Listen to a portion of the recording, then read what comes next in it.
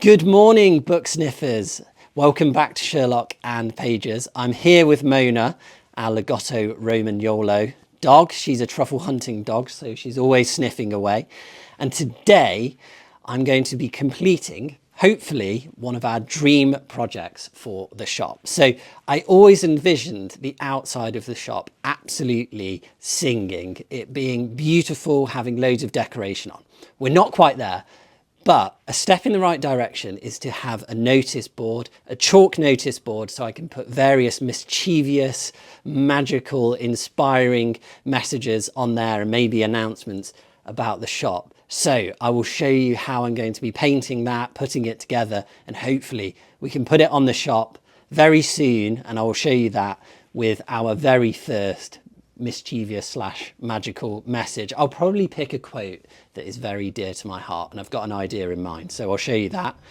Also, before we get to the studio, we have an office and studio for Sherlock and Pages, which I want to show you. Now, before we do that, I also want to take you on a quick walk, which you can do if you visit Frome. It will be to my favourite tree, a horse chestnut, which guards a pathway which is just so beautiful. And the reason I want to do that is, one, because I think that you would really enjoy it if you visit Frome and visit Somerset. It's something that you could do a mini pilgrimage from the shop. It only takes maybe 40 minutes to do. And I just think it would add such value to a visit here. And actually some customers have seen me post this tree on social media and ask where it is. So I will show you today. It also made me think of a book that I've been recently reading, The Lost Paths by Jack Cornish. So I wanted to tell you a little bit about that on the journey from the shop this morning. And we just love trees here at Sherlock and Pages. We have all sorts of interesting book categories. We have one shelf solely dedicated to trees. We have one dedicated to birds, one dedicated to ocean stories. We have the history of objects and commodities. So we're quite unusual as a bookshop. And I think this tree kind of exemplifies our very specific passions. So we'll do that. Just before we head, I'll show you the outside of the shop where I'm going to put this dream addition to the shop, this notice board. It's quite a small space, but I think it's going to make such a huge difference. Interested to see what you think in the comments. Mona is kind of behaving though. She's very keen to get out. So without further ado, I probably should get on. This is where we're going to put our notice board. It's a slim gap between our lovely display window here and the front door. So I'm going to have a slim rectangle that covers quite a lot of this space, and I'll show you. It's waiting in our studio ready to be painted up, and then I'm going to attach it, and I think it will make a really big difference to the exterior of the shop. One day I dream of having book boxes, loads of flowers, lots of beautiful additions to the exterior of the shop, but it is really one step at a time, not taking on too much, being able to afford it, having the time to do things properly and really think it through. But I think we've made such a huge difference to this shop. I'll show you a shot of what it looked like when we inherited the building. We just lease this, we don't own it, by the way. So we do have to pay rent each month, of course. But yeah, I think we're making progress, and this is a step in the right direction. And now we'll go up Catherine Hill, and I will show you the quick instructions on how to get to our favourite tree, and I will tell you about Jack Cornish's book, The Lost Paths. So, the first step on your way to the great horse chestnut of Vallis Vale is to walk up to the top of Catherine Hill, past ground, which is the pottery shop here and studio, and then you get to Pilea at the top of Catherine Hill, which is a plant shop. I'll show you that now. Then you continue past Deadly is the Female, a very, very cool shop. Women's wear, bespoke, and actually had a customer from New York who'd come all the way to see Deadly is the Female. Didn't know about Sherlock and Pages at all. But was pleased to find us. So amazing to have shops in Frome that draw people in like that. Here we have the Valentine's lamp just behind me there. which is a really brilliant installation. Let me read you this sign because it kind of sums Frome up. So the Valentine lamp, linking the romance of a gaslight with a George V posting box, artwork and setting, depicting the Valentine's theme. So this lamp was dedicated on the 14th of February 1993 and was for Saint Valentine and protector of all who find love regardless of race, creed and gender. Very, very, very Frome. It's a very open, tolerant place. So there's the Valentine's lamp for you. Sorry if the recording is shaky. I've got a truffle dog on the end of my lead who is energetic, should we say. Right, then you continue on your way and I will show you the next points that you need to reach on your way to the tree. Okay, so you carry on all the way up. There's Reed's Books 5 there, second-hand bookshop in yellow, which you can't miss. Really, really good. Some gems in there. And then we come to Bistro Lotte. So at Bistro Lotte, you're turning right. Keep on going round. And there's Bistro Lotte's main restaurant. And then there's their bar, which is here, which is really cool. It's just being cleaned this morning. Agathe actually really enjoys Bistro Lotte with its French theme. And she says it's very good, which is a high compliment indeed from a French lady. And then I'm going to show you probably the most difficult bit of this whole route. Right, so you need to take the fork on the right, just one moment, and I will show you. So the road ahead splits, and you need to just take this little bit on the right here, and then you'll be on your way.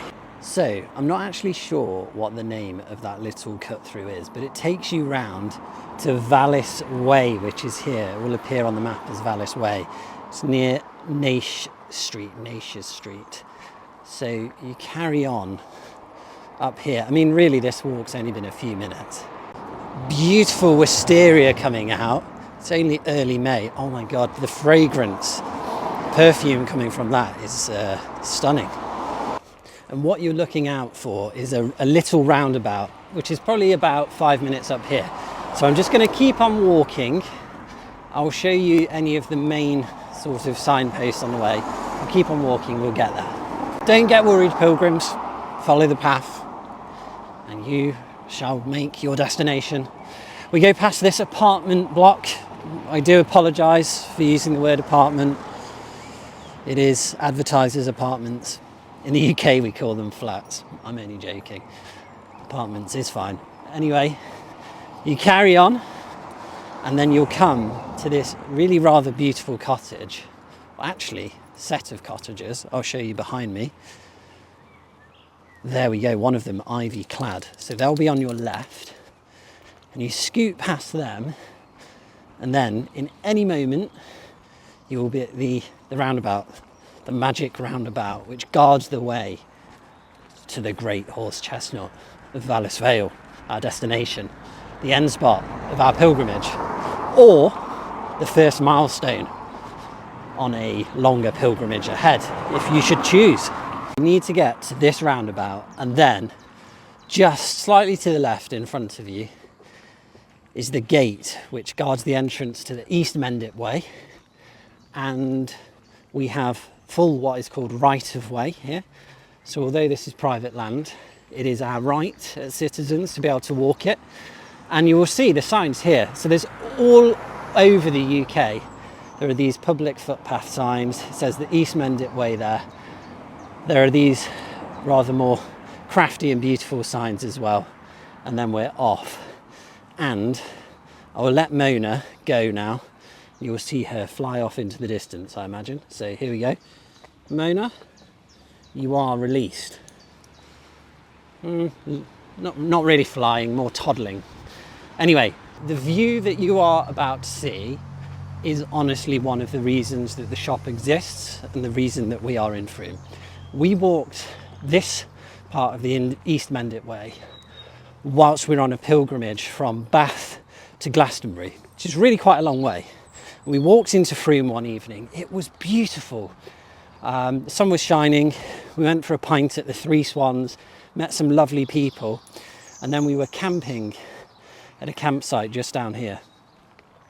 The sky was kind of actually quite pregnant with rain. It was quite atmospheric. But after it rained, there was a rainbow, and it was just beautiful.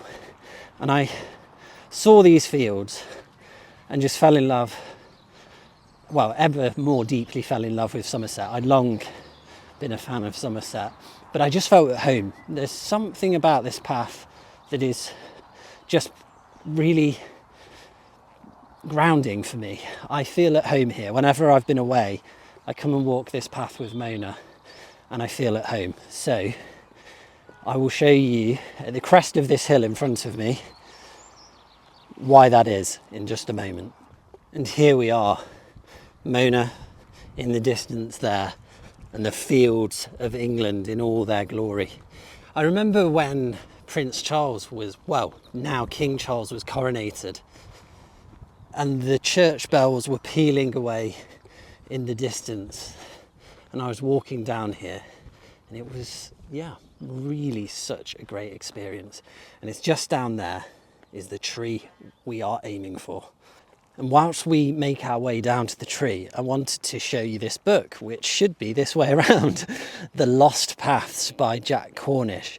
So this has just come out in paperback, and for anyone who loves discovering historical facts, little anecdotes and stories, this is one that's going to really please you. It's by the head of paths for what is called the Ramblers Association.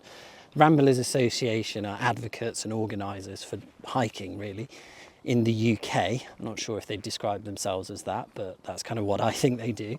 And Jack tells the hidden stories behind the footpaths of England and Wales and Scotland, the UK in general, although there are slightly different rules between the different constituent countries, so it seems. But yes, he tells this story with such passion, and it really, really is fascinating. So in England and Wales, you can actually document, save and recover historic footpaths. If there is enough evidence that these were used by people, then you can put it on a map and claim the right of way. And actually, this goes back to something called time immemorial, as Jack documents in this book. But time immemorial doesn't just mean way back into history. It only goes back to July the 6th, 1189, which is when Richard the Lionheart acceded to the throne. And that was defined in 1275 at the Statute of Westminster. So it's facts like this that are in the Lost Paths, but actually you can claim a lost path going back to time immemorial until today. And here is a great footpath that I'm on now, the East Mendip Way, as it winds its way down. And we are just moments away from the tree now, the great view, which I simply adore. And here we are, for me, one of the great views of England, down at Vallis Vale, with the horse chestnut there, guarding the old footpath. Down to the river, there's Mells beyond if you want to go there, a wonderful village, which I've covered in another video. And there's a great pub there called the Talbot. But how stunning is this? I actually love this location so much that I want to paint a whole series of painting about the 4 fields in this area. I simply love it. I really do. Look at that. And Mona's very happy with it too. She loves it here. I've had to take my jumper off. It's got hot now. Here in England in May, these days are a joy, honestly. It's world class when the weather is like this. Quite rare, but when it is, honestly, it's the best. But look at the dappled sunlight here. You can see it in my hand. And I've just taken a photograph because this is going to be one of my first paintings. I'll take you to our studio in a moment. And it's just the perfect light to make a really good impression of how stunning this tree, this path, this landscape are. So I hope some of you can visit it. And actually, I had an idea which I wanted to tell you about. There's just some people coming, so I'll let them pass in peace, but then we'll sit down and I want to tell you about that idea. I thought I'd sit on the tree to tell you about this idea. Mona is just inspecting the door on the tree. This is the fairy gate here, where mystical and magical creatures live and come out at night, no doubt. But the idea was that this horse chestnut is so precious to me. And honestly, I come here and chat with the tree when I'm feeling down or I've got some particular challenges. It's just a ritual that I do that I find centers me. And I thought we could make that a thing, that people visit Sherlock and Pages and then come out on this little walk as a moment of reflection. And after that moment of reflection, I was thinking they could come back to Sherlock and Pages, come back to the shop and put a promise in a book of promises, and receive a pilgrimage stamp for that. I'm sure we can trust that people have done it. I know that some customers already have, because they've asked me about the tree. I post it on my Instagram, not infrequently, and they asked me where it is, so I showed them on a little map. Look at Mona, she's trying to burrow in now. And those promises could be about a number of things. They could be about self-care, about what we're going to do for ourselves. They could be about what we're going to do for others or for the environment, but generally making a difference in our lives. It doesn't have to be something huge. It could be a really small step, like I'm going to make sure that I drink more water throughout the day. Or it could be something really big, like you're going to start a new exercise regime, you're going to join a volunteering project, you're going to start a volunteering project. But we need to be careful in our ambitions and what's realistic for us. But I just think that this book of promises and this little pilgrimage to the tree could be really special. So, hey, maybe it's something I'll start. You can ask for the book of pilgrimages behind the counter and we'll just see if any of you do it. But hey, let's just take a moment to look at this view. Okay, off to the studio we go for the sign project. Welcome to the studio. Mona is just chilling out there.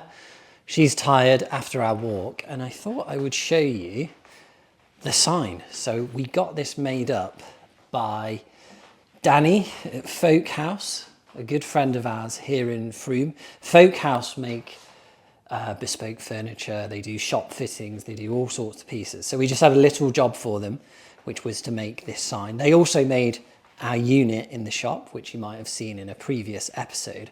So now I am going to be priming and then painting the sign, and I'm going to paint it red around the edges, the same red as the front of the shop. So like deep browny purple, actually. I don't think red's actually the colour.